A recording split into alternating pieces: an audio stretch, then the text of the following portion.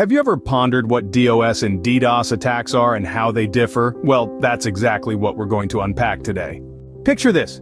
You're a server, happily buzzing away, sending and receiving information packets. Suddenly, you're hit with a deluge of requests, each demanding your attention. This is a denial of service, or DOS attack.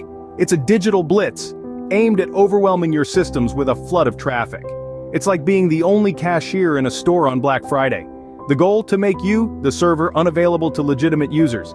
A DOS attack typically comes from a single source. It can exploit a weakness in your software or network infrastructure, sending an excessive volume of traffic or sapping your system resources to the point of crashing or freezing.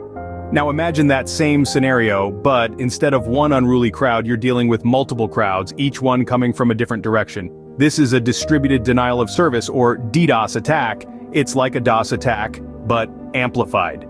Instead of one source, the attack is orchestrated from multiple sources at once. These sources, which could be infected computers, Internet of Things devices, or servers, form a botnet. They're spread out, making it difficult to pin down the origin of the attack. It's like trying to stop a riot when the troublemakers are scattered throughout the city. DDoS attacks pose a more potent threat than DOS attacks. With an onslaught coming from all sides, they're harder to defend against and recover from. So in a nutshell, a DOS attack is a one-source operation. It's a lone wolf trying to bring down the system.